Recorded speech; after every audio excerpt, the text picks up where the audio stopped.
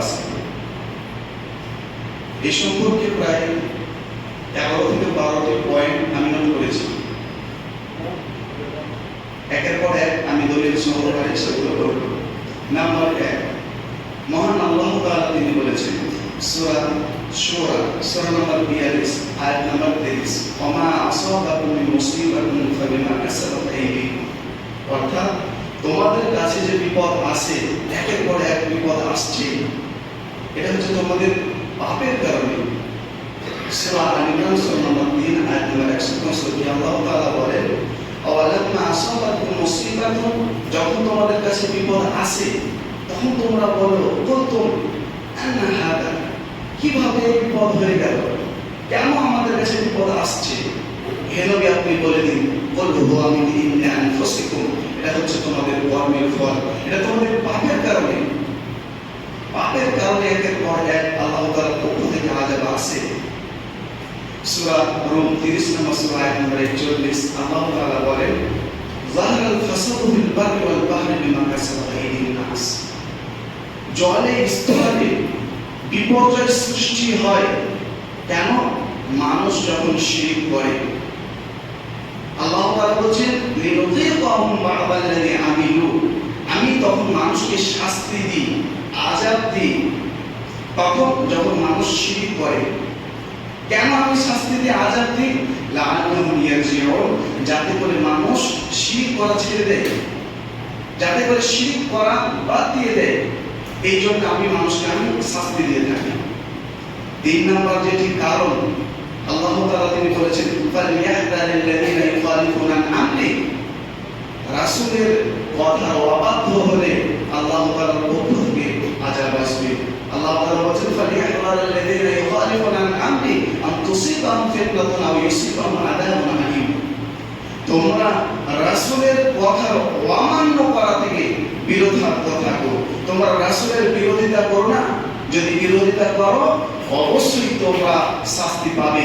যেমনটি ভাবে কিছু সাহাবায়ে কেরামকে আল্লাহ নবী বলেছিলেন এই পাহাড়ের এই জায়গা থেকে তুমি সরবে না, তো শয়তানের ওয়াসওয়াসায় পড়ে সেই সাহাবাগুলো ওখান থেকে সরে গিয়েছিল, যার ফলে 70 জন সাহাবাকে মৃত্যুবরণ করতে হয়েছিল। এটা হলো আল্লাহ তাআলার পক্ষ থেকে এক প্রকারের শাস্তি। আমরা যদি রাসূলের সুন্নাতকে, রাসূলের আদেশকে মান্যতা না দিই, আল্লাহ তাআলার পক্ষ থেকে আমাদের উপরে শাস্তি আসবে। সূরা আনআম সূরা নম্বর 6 আয়াত নম্বর 129 আল্লাহ তাআলা বলেন ওয়া কাযালিকা মুআল্লিবাতুল যালিমিনা বা'দান বিমা কানু ইয়াকসিবুন, আল্লাহ তাআলা তিনি বলছেন আমি জালেম শাসক, আমি জালেম বাদশা কখন তৈরি করে দিই, যখন মানুষের পাপের মাত্রা অতিরিক্ত হয়ে যায়, অনেক পাপের মাত্রা বেড়ে যায়, তখন আমি জালেম শাসককে নিয়োগ করে দিই। প্রিয় শ্রোতা মণ্ডলী, সুনান আবু দাউদের 4297 নম্বর হাদিস রাসূলুল্লাহ সাল্লাল্লাহু আলাইহি ওয়াসাল্লাম বলেছেন ইদা আখালতুম আদনাবাল বাকা, যখন মানুষ চাষের কাজকে পছন্দ করবে, কৃষি কাজকে পছন্দ করবে, ওয়ারাসিতুম লিজারি, মানুষ লেবারের কাজকে যখন পছন্দ করবে, ওয়া ইদা তাবাকিয়াতুম বিল ইনা, আর মানুষ যখন ইনা ব্যবসা করবে, ইনা ব্যবসা বলতে ধারে নগদে 10 টাকা বাকিতে 11 টাকা, আমি হালাল হারাম বলছি না, মানুষ এটা করবে। যখন মানুষ ব্যবসাতে মগ্ন হবে, কৃষি কাজকে প্রাধান্য দিবে, লেবারের কাজকে ভালোবাসবে, ও তারাতুল জিহাদা, অন্যায়ের প্রতিবাদ করা মানুষ ছেড়ে দেবে। মানুষ যখন অন্যায়ের প্রতিবাদ করা ছেড়ে দেবে, সাল্লাল্লাহু আলাইহি কুল্লান, আল্লাহ তাআলা লাঞ্ছনা ভৎসনা কি করবেন? মুসাল্লাত করে দেবেন।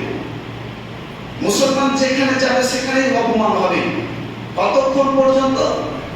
হাত্তা ইয়ারজিআ ইলা দীনিকুম, যতক্ষণ পর্যন্ত তারা তাদের ধর্মের দিকে ফিরে না আসছে। 5 নম্বর কারণ সহিহ বুখারী 2023 নম্বর হাদিস, আল্লাহ নবী সাল্লাল্লাহু আলাইহি ওয়াসাল্লাম তিনি বলেন খারাজতু লিউখবিরাকুম বিলাইলাতিল কদর, আমি লাইলাতুল কদরের সম্পর্কে তোমাদেরকে বলার জন্য বের হলাম। ফাতারাহা ফুলান ওয়া ফুলান, তো অমুক ব্যক্তি ঝগড়া করতে লেগেছে, ফারুফিয়া, তো ঝগড়া করার কারণে লাইলাতুল কদরের যে নির্দিষ্ট সময়, নির্দিষ্ট একটা যে টাইম বলে দেওয়া হয়েছিল, এটি উঠিয়ে নেওয়া হলো।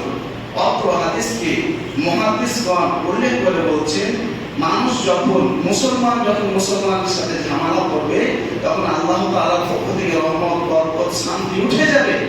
যখন শান্তি উঠে যাবে তখন অশান্তি আসবে, বিপদ আসবে।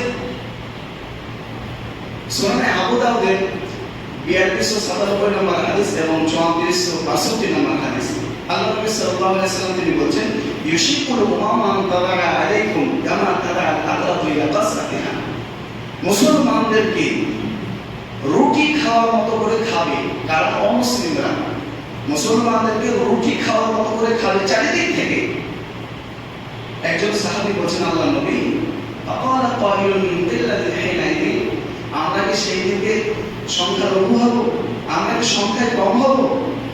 তিনি বললেন না, ওয়ালাকিন্নাকুম কুসাইস সাইল, তবে তোমরা সংখ্যা গরিষ্ঠ হবে, তোমরা সংখ্যায় বেশি হবে, কিন্তু তোমাদের মধ্যে ইউনিটি থাকবে না, তোমাদের মধ্যে একতা থাকবে না, ভাই ভাইয়ের সাথে মিল থাকবে না, বাপ বেটার সাথে মিল থাকবে না, বংশের মিল থাকবে না। তখন আল্লাহ তাআলার পক্ষ থেকে বিপদটা আসবে, কাফেরদের জুলুম বেড়ে যাবে মুসলমানদের উপরে যখন ইউনিটি না থাকবে। মহান আল্লাহ তাআলা বলেছেন সূরা আল ইমরান সূরা নম্বর 3 আয়াত নম্বর 103, ওয়াতাসিমু বিহাবলিল্লাহি জামিআন ওয়া লা তাফাররাকু, তোমরা ইউনিটি বজায় রাখো, তোমরা একতা বজায় রাখো। বাপ ছেলেতে ঝামেলা হতেই পারে, কিন্তু যখন বাপের প্রতি কেউ আক্রমণ করবে তখন বাপ ছেলে এক, ভাই ভাই ঝামেলা হতেই পারে, কিন্তু যখন কেউ আমার ভাইয়ের প্রতি আক্রমণ করবে তখন আমরা এক, তখন আর ভেদাভেদ নয়।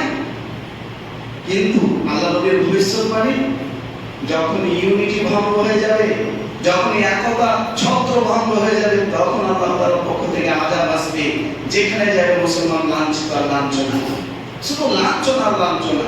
সুনান ইবনে মাজাহ 2019 নম্বর হাদিস, আল্লাহ নবী সাল্লাল্লাহু আলাইহি ওয়াসাল্লাম তিনি বলেছেন, 5টি কাজ যখন আমার উম্মত করবে আল্লাহর পক্ষ থেকে একের পর এক গজব আসবে, একের পর এক শাস্তি আসবে, আযাব আসবে। সেই 5টি কাজ কি কি? লাম তাযহারিল ফাহিশাতু ফি কওমিন ক্বাত্তু হাত্তা ইউলিনু বিহা ইল্লা ফাশাতিন মাতরুন আল্লাহ যায়। মানুষ যখন প্রেম ভালোবাসা করবে, জেনাই লিপ্ত হবে, তখন আল্লাহ তাআলার পক্ষ থেকে গজব আসবে। কিরকম ধরনের গজব?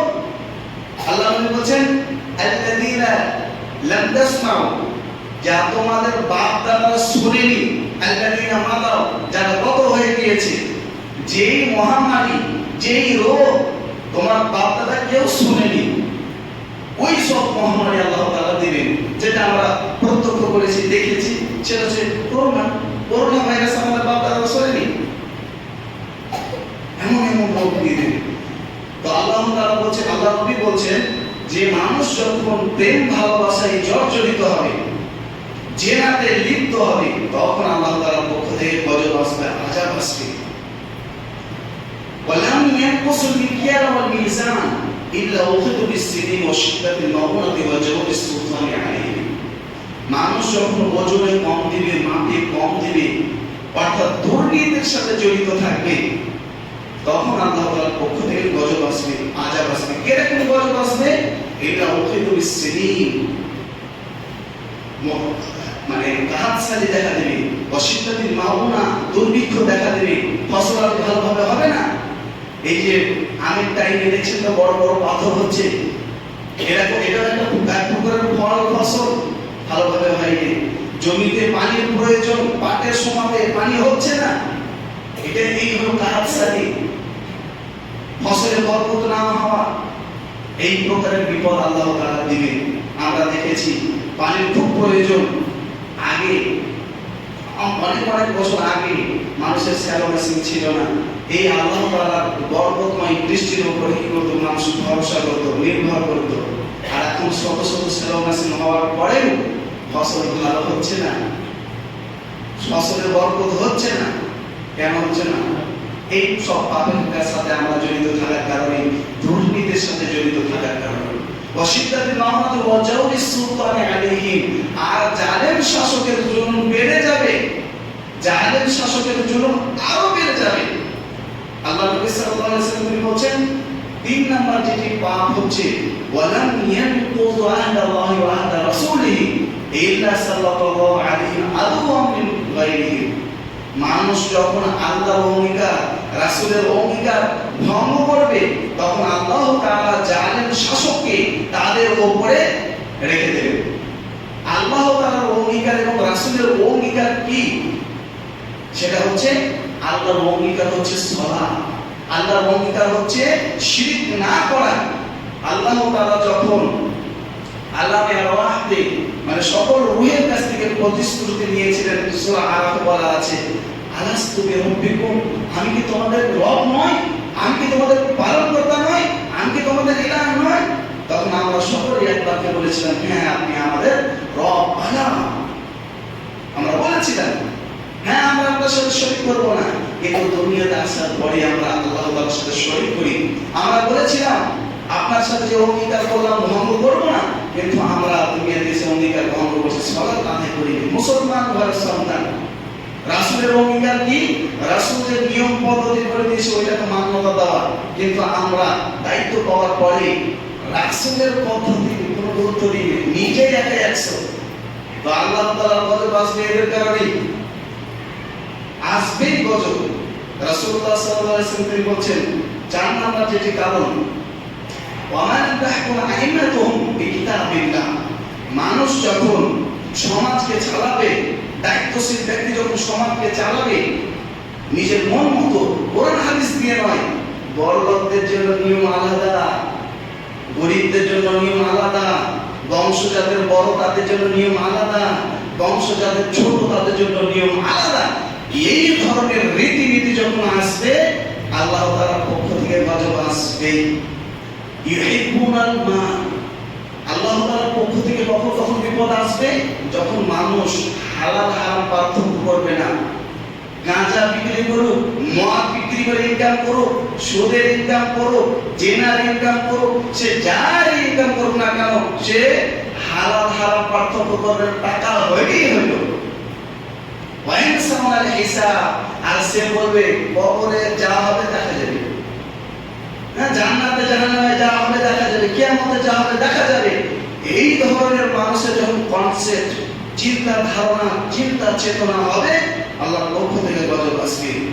ওয়াইনসামাল কুসুর ওয়াইহিবুনাল কুসুর ওয়াইনসামাল কুবুর, মানুষ যখন বাড়ি গাড়ি স্ত্রীকে খুব পছন্দ করবে, যে আমার বাড়ি হোক, সুন্দর একটা স্ত্রী হোক, হ্যাঁ গাড়ি হোক, জমি জায়গা হোক, ওয়াইনসামাল কুবুর, কবরকে ভুলে যাবে, তখন আল্লাহ তাআলার পক্ষ থেকে বিপদ আসবে। ওয়াইহিবুনাল মাসিয়া, মানুষ যখন পাপকে ভালোবাসবে, মানুষ যখন পাপকে ভালোবাসবে, ওয়াইনসামাল তাওবা, তওবাকে ভুলে যাবে, তওবাকে ভুলে যাবে। কেন তওবাকে ভুলে যাবে? আত্মঅহংকারী, আত্মঅহংকারী যে হ্যাঁ আমি সবচেয়ে বড় কিছু,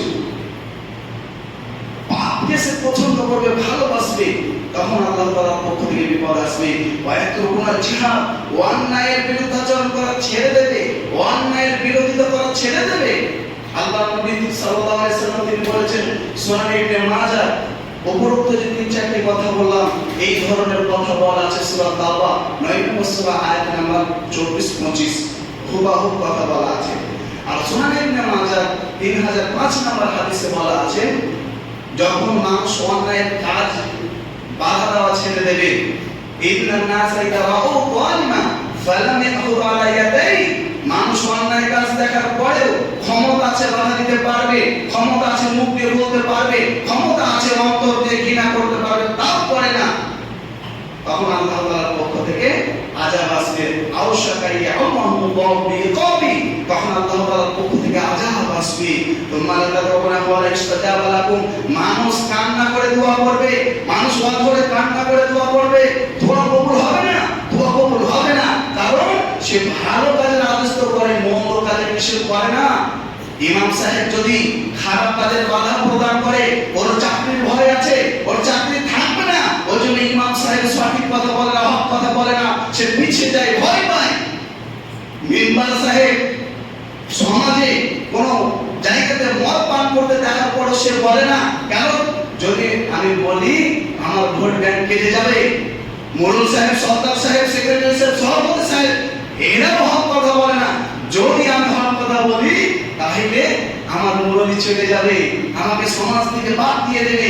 যখন এই ধরনের মানুষের সিফাত হয়ে যাবে, বৈশিষ্ট্য হয়ে যাবে, তখন আল্লাহ তাআলার পক্ষ থেকে আযাব আসবে, গজব আসবে। তখন শত শতবার কান্না করার পরেও আল্লাহ তাআলার কাছে দোয়া কবুল হবে না। কাবা ঘরের ইমাম সাহেবও যদি দোয়া করে এই সব পরিস্থিতিকে নিয়ে, তাও কবুল হবে না দোয়া। আমি তো বলেছি গত জুমার মনে হয় আগে জুমা, বেনামাজের জানাজা হবে না। এই জাহিদুল বুখারী কি কাবা ঘর থেকে যদি ইমাম সাহেবকে তুলে নিয়ে আসা হয় আর তাকে জানাজার নামাজ পড়তে দেওয়া হয়, তবুও তাকে ক্ষমা করা হবে না, ও জাহান্নাম যাবেই যাবে। বলছিলাম আল্লাহ তাআলার পক্ষ থেকে আযাব আসার, গজব আসার যে কারণ সমূহ, তার মধ্যে অন্যতম হচ্ছে আলী বিন আবি তালিব রাদিয়াল্লাহু তাআলা আনহু তিনি বলেন, সুনানে তিরমিজির 2210, 11, 12, 13 নম্বর হাদিস, সেখানে বলা আছে ইদা কানা মাগনামু দুআলা, যখন মানুষ মাগনাম গানিমতের সম্পর্কে ব্যক্তিগত সম্পদ মনে করবে। ধরুন এই লকডাউনের টাইমে বিভিন্ন যারা হিরো হিরোইন আর বিভিন্ন পদে যারা আছে তারা কিন্তু বহু কোটি টাকা ডোনেট করেছিলেন। কেউ 200 কোটি, কেউ 20 কোটি, কেউ 50 কোটি, কেউ 50 লাখ, এইরকম ভাবে বহু টাকা ডোনেট করেছিলেন। তাদের জন্য যারা এই লকডাউনে ক্ষুধার্ত ব্যক্তি, তাদের জন্য কয়জন পেয়েছে? কয়জন পেয়েছে? কেউ পায়নি। আলী রাদিয়াল্লাহু তাআলা আনহু বলেন ইদা কানা মাগনামু দুআনা, যখন জনগণের সম্পদকে ব্যক্তিগত সম্পদ মনে করবে, সরকার সব খেয়ে ফেলেছে, এত শত শত কোটি টাকা ডোনেট করেছে, আমরা একটাও দেখিনি যে দিয়েছে লকডাউনের টাইমে এই টাকাগুলো, দেয়নি। তো যখন জনগণের সম্পদকে ব্যক্তিগত সম্পদ মনে করে খাবে, তখন আল্লাহ তাআলার পক্ষ থেকে বিপদ আসবে। ওয়াইদা ওয়াল আমানাতু মাগনামান, আর আমানতকে জনগণের সম্পদ মনে করা হবে। এটা কিরকম হবে? যেমন ধরেন একজন ব্যক্তির সম্পদ একজন ব্যক্তি পাবে, কিন্তু ওইটাকে আমরা 5 জন 10 জন মিলে ভাগ বন্টন করে খেয়ে ফেললাম, দিয়ে যে হকদার সে কিছুই পেল না, জিরো। তখন আল্লাহ তাআলার পক্ষ থেকে বিপদ আসবে। যাকাতু মাগনামান, আর মানুষ যখন যাকাত দিবে না, যাকাত দিতে পারবে তাও দিবে না, তখন আল্লাহ তাআলার পক্ষ থেকে গজব আসবে, আযাব আসবে। ওয়াদার রাজুল যাওজাতাহু, স্ত্রীর কথা অনুযায়ী যখন চলবে, স্ত্রীর কথা অনুযায়ী চলবে, উঠবে বসবে, আর মার কথাকে অমান্য করবে, ওয়াক্কা উম্মাহু, মার কথাকে মান্যতা দিবে না, স্ত্রীর সাথে রাজরানীর মতো ব্যবহার আর মায়ের সাথে চাকরানীর মতো ব্যবহার, তখন আল্লাহ তাআলার পক্ষ থেকে গজব আসবে। ওয়াবাররা সাদিকাহু, সালা সম্বন্ধের সাথে ভালো আচরণ করবে, বন্ধু বান্ধবের সাথে ভালো আচরণ করবে, 500,000 টাকা খরচ করে দেবে। ওয়া জাফা আবাহু, বাপকে 1 পয়সা দিবে না, খরচ পাতি দিবে না, আর বাপের সাথে দুর্ব্যবহার করবে। বন্ধুদের পেছনে, সালা সম্বন্ধের পেছনে 1000,000 টাকা খরচ করে দেবে, তাদের সাথে ভালো ব্যবহার করবে, বাপকে 1 টাকাও দিবে না, আবার বাপের সাথে দুর্ব্যবহার করবে, তখন আল্লাহ তাআলার পক্ষ থেকে গজব আসবে। ওয়ারতাফাতিল আসওয়াতু ফিল মাসাজিদ, মসজিদে দুনিয়াবি কর্মকলাপ হবে, আর মসজিদে উচ্চ স্বরে এবং চিৎকার করে কথা বলবে, তখন আল্লাহ তাআলার পক্ষ থেকে গজব আসবে। আর কখন আসবে? ওয়াজাহারুল কায়নাতু ওয়াসাআতুল কাবিলাতা ফাসিকুহুম, বংশকে নিয়ন্ত্রণ করবে, বংশকে নেতৃত্ব দেবে, বংশের কুলাঙ্গার সন্তান, ওয়া কানা যাইমু কওমিন আদালাহুম, আর সমাজকে নেতৃত্ব দেবে, সমাজের নিকৃষ্ট সন্তান। ওয়াজাহারুল কায়নাতুল মাআজিফু, যখন মানুষ গান বাজনা বাদ্যযন্ত্র শ্রবণ করবে, গায়িকা নর্তকীদের ডান্স নাচ শুনবে, গান শুনবে, আল্লাহর পক্ষ থেকে গজব আসবে, আযাব আসবে। যতই ঈমান ঠিক থাকুক, যতই তাহাজ্জুদ আদায় করুক, যতই 5 ওয়াক্ত সালাত আদায় করুক, যতই নফল সিয়াম পালন করুক, গজব আসবে আল্লাহ তাআলার পক্ষ থেকে। ওয়াশরিবাতিল খুমুর, মানুষ যখন অঝরে, মানুষ যখন বেবেদের মদ পান করবে, আল্লাহর পক্ষ থেকে গজব আসবে। ওয়ালবসুল হারির, হারাম পোশাকগুলো, যেমন রেশমের পোশাক হারাম, ওই পোশাক করবে। যেমন বাইরে থেকে ভিতরের অঙ্গ প্রত্যঙ্গ বোঝা যায়, এগুলো শরীয়তে হারাম, ওগুলো পরিধান করবে। টাইট ফিটিং পোশাক পরিধান করা ছেলে ও মেয়ে উভয়ের জন্য নিষেধ, হারাম, এগুলো পরিধান করবে। তখন আল্লাহ তাআলার পক্ষ থেকে গজব আসবে। আল্লাহ নবী বলেছেন, আলী বিন আবি তালিব তিনি বলেছেন, ফালিয়াতাকিবু ইন্না যালিকা রিহান হামরা, যখন এই সব জিনিসগুলো মানুষের মধ্যে তোমরা দেখতে পাবে, তখন তোমরা আল্লাহ তাআলার পক্ষ থেকে শাস্তি অনুভব করবে, আযাব অনুভব করবে, একের পর এক শাস্তি আর আযাব। দেখেন মুসলমানদের, শুধু মুসলমান বলে নয়, সবারই, কিন্তু মুসলমানদের একটু বেশি, একের পর এক বিপদ। কখন আইলো এনআরসি, কখন আইলো সিএ, আবার কখন আইলো আপনার এই বিপদটাই ধরেন, এই অকাপনের সম্পত্তি, একের পর এক বিপদ আসছে। মুসলমান কিন্তু শান্তিতে থাকতে পারছে না। এই জন্য আমাদেরকে বিপদ মানে চিন্তিত হলে চলবে না, এই জন্য আমাদেরকে চিন্তিত হলে চলবে না। বিপদ আসে মানুষের উপরে দুটা কারণে। নাম্বার এক যেটা আলোচনা করলাম, 2 নাম্বার হচ্ছে পরীক্ষা করার জন্য। মুমিন ব্যক্তির উপরে কি বিপদ আসে না? ইমানদার ব্যক্তির উপরে কি বিপদ আসেনি? আসবে না? হ্যাঁ আসে। ইমানদার ব্যক্তির জন্য এটা পরীক্ষা, আর কাফের গুনাহগার ব্যক্তির জন্য এটা হলো দুনিয়াবী শাস্তি। ইমানদার ব্যক্তির জন্য পরীক্ষা দলিল কি? মহান আল্লাহ তাআলা তিনি বলেছেন, আমি মানুষের জীবন মরণকে সৃষ্টি করেছি পরীক্ষা করার জন্য।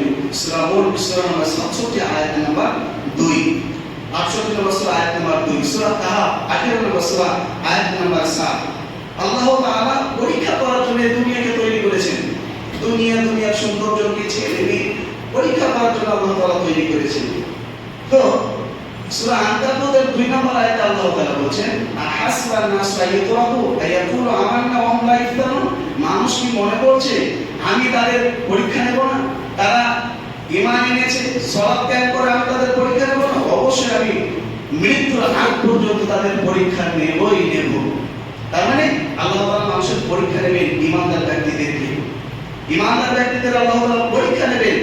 আল্লাহ তাআলা তিনি বলেন সূরা বাকারা 2 নম্বর সূরা আয়াত নম্বর 155, ওয়ালা নাবলুওয়ান্নাকুম বিশাইইন মিনাল খাউফি ওয়াল জু'i ওয়া নাকসিন মিনাল আমওয়ালি ওয়াল আনফুস ওয়া বাশশিরিস সাবিরিন। অবশ্যই আমি মানুষকে পরীক্ষা করব, ঈমানদারদেরকে পরীক্ষা করব কি দিয়ে? ভয় দিয়ে, ক্ষুধা দিয়ে, তোমাদের জানমালে এবং ফসলাদিতে ক্ষয়ক্ষতির মাধ্যমে আমি তোমাদেরকে পরীক্ষা করব। ঈমানের জন্য আল্লাহ পরীক্ষা করেন, ঈমানের পরীক্ষা।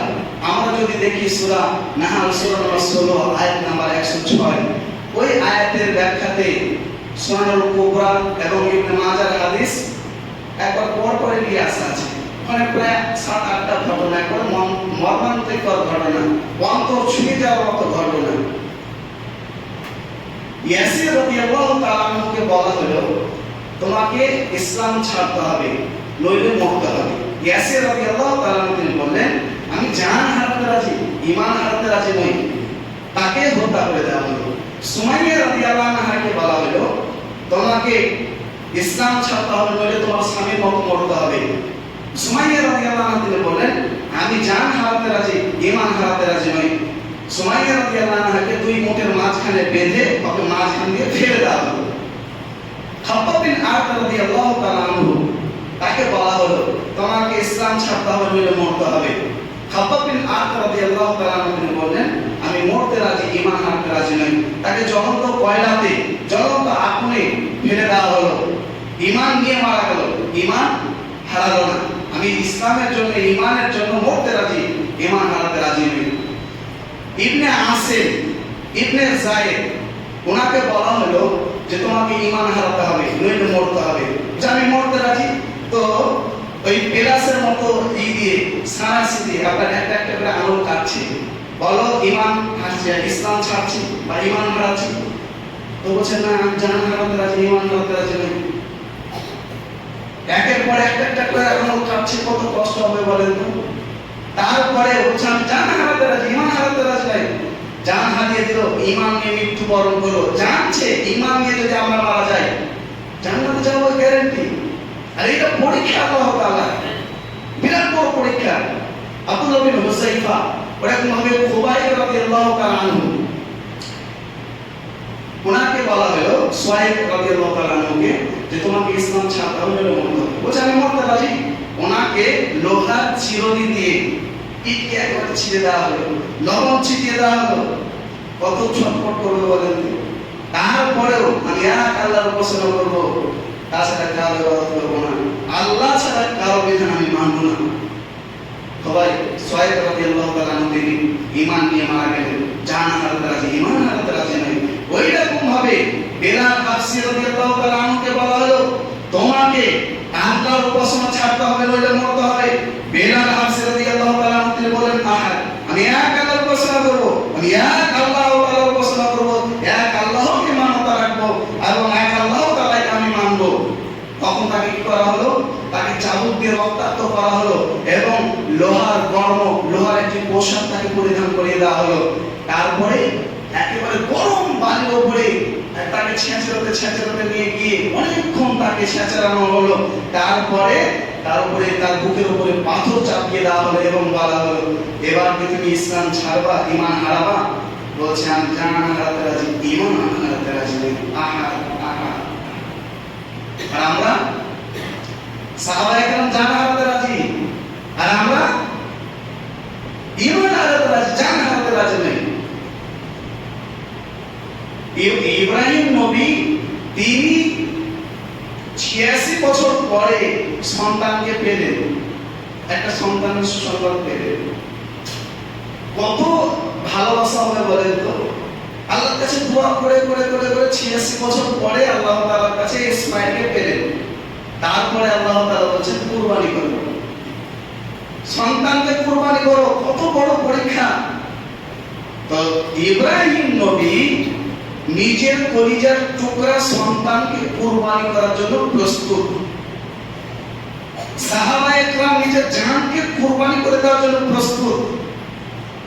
আর আমরা হতভাগা সামান্য হারাম বস্তুগুলো, বিড়ি, জর্দা, সিগারেট, খনি, ভুট্টা গুলো, এগুলো আমরা পরিত্যাগ করতে পারি না, এগুলো তো কুরবানি করতে পারি না। আমাদের ঈমানের তাহলে কত দুর্বল। বলছিলাম মুমিন ব্যক্তির জন্য পরীক্ষা বিভিন্ন প্রকার ভাবে আল্লাহ তাআলা পরীক্ষা নেন। তার মধ্যে ঈমানের পরীক্ষায় যে আমরা দেখলাম ইব্রাহিম নবীকেও পরীক্ষা করা হয়েছিল। ইব্রাহিম, বাপ দাদার ধর্মে তোমাকে টিকে থাকতে হবে, ইসলাম ছাড়তে হবে। ইব্রাহিম নবী বলেন আমি জান হারাতে রাজি, ঈমান হারাতে রাজি নই। সূরা আম্বিয়ার 69 নম্বর আয়াতে আল্লাহ তাআলা বলেন যখন ইব্রাহিম নবী এই কথা বললেন, কাফেরের দল তাকে আগুনে ফেলে দিল। আল্লাহ তাআলার পক্ষ থেকে সাহায্য, ইয়া নারু কুনি বারদান ওয়া সালামান আলা ইব্রাহিম, হে আগুন তুমি ইব্রাহিমের জন্য শান্তিময় হয়ে যাও, না খুব ঠান্ডা না খুব গরম, এসিময় হয়ে যাও, এসির মতো তুমি হয়ে যাও, আগুন পুড়ি না। সঙ্গে সঙ্গে ঘটনা দেখে অনেক মানুষ ইসলাম গ্রহণ করেছিল। আমরা যদি দেখি সূরা বুরুজ, সূরা বুরুজ হলো 85 নম্বর সূরা, আয়াত নাম্বার 3 থেকে 8, লম্বা ঘটনা। সে সময় এক রাজার উপাসনা করা হতো, সকলে উপাসনা করত। তো একটা বাচ্চা ছেলের দাওয়াতের মাধ্যমে, খুব বড় ঘটনা, সংক্ষেপে ছাড়বো এটা। তো একটা বাচ্চা ছেলের দাওয়াত ও তাবলীগের মাধ্যমে বহু মানুষ, মানে এলাকার 10 ভাগের 8 ভাগ মানুষ ইসলাম গ্রহণ করে ফেলেছে। এবার রাজা মশাই বলছে এ তো আমার রাজত্ব চলে যাবে। তখন রাজা মশাই বলল এই ছেলেটাকে মারো। ছেলেটাকে মারার শত চেষ্টা করছে, মারতে পারে না। পাহাড়ে নিয়ে যাচ্ছে, তো যারা ফেলতে যাচ্ছে তারাই পড়ে মারা যাচ্ছে। সমুদ্রে ফেলতে যাচ্ছে, তো যারা ডোবাতে যাচ্ছে তারাই ডুবে মারা যাচ্ছে। তাকে চাকু মারছে তো লাগে না, একেবারে আশ্চর্যময় জিনিস।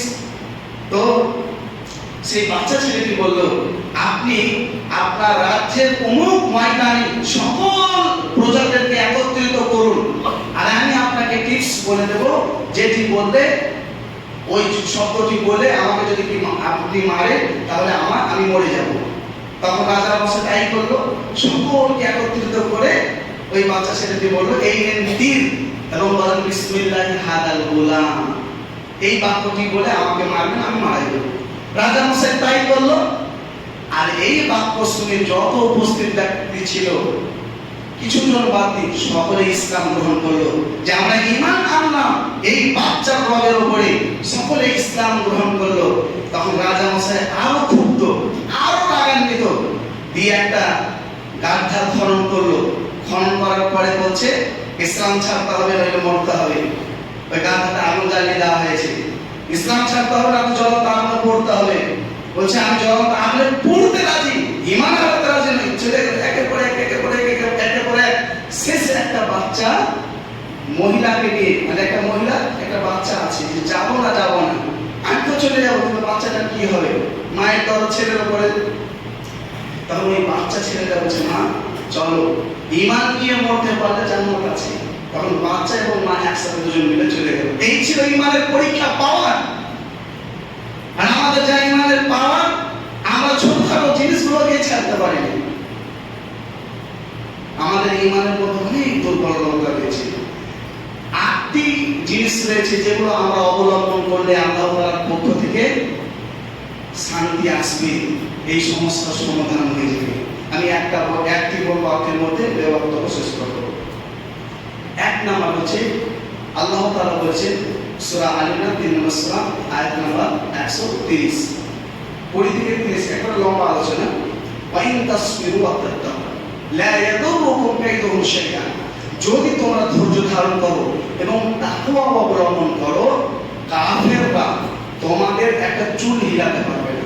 যদিও তার সংখ্যা গরিষ্ঠ হয়, যদিও তার সংখ্যায় অনেক হয়, তবুও তোমাদের কিচ্ছু করতে পারবে না। তার কয়েকটি উদাহরণ, মুহাম্মদ সাল্লাল্লাহু আলাইহি ওয়াসাল্লামকে মারার জন্য, ডিটেনশন ক্যাম্পে ভরার জন্য, জেলে ভরার জন্য, গ্রাম থেকে তাড়ানোর জন্য শত চক্রান্ত, এমনকি স্বয়ং ইবলিস এসে সহযোগিতা করছে। ওয়াই ইয়ামকুরু বিকাল্লাযিনা কাফারু লিয়ুসবিতুকা আও ইয়াকতুলুকা আও ইউখরিজুকা ওয়া ইয়ামকুরুনা ওয়া ইয়ামকুরুল্লাহু ওয়া খায়রুল মাকিরিন, সূরা আনফাল 8 নম্বর সূরা আয়াত নম্বর 30। কাফেররা চক্রান্ত করছে মুহাম্মদকে আমরা জেলে ভরে দেব। আরো চক্রান্ত করছে যে না তাকে একেবারে শেষ করেই দিব। আরো চক্রান্ত করছে না আমাকে গ্রাম থেকে একবারে মিটিয়ে হটিয়ে দিব। তো আল্লাহ বলছেন ওরা যতই চক্রান্ত করুক, মুহাম্মদ তোমার তাকওয়া আছে, আমি তোমাকে বাঁচাবো। সূরা আম্বিয়া 21 নম্বর সূরা আয়াত নম্বর 105 আল্লাহ তাআলা বলেন মুমিনদেরকে আমি সাহায্য করবই। সূরা 29 নম্বর সূরা আয়াত নম্বর 18 থেকে 30 পর্যন্ত এখানে আছে এই আয়াতটি, যে ওয়া কানা হাক্কান আলাইনা নাসরুল মুমিনিন, মুমিনকে তাকওয়াশীল ব্যক্তিদেরকে আমি সাহায্য করার জন্য প্রস্তুত আছি। তবে শর্ত হচ্ছে ধৈর্য ধারণ করতে হবে এবং তাকওয়া অবলম্বন করতে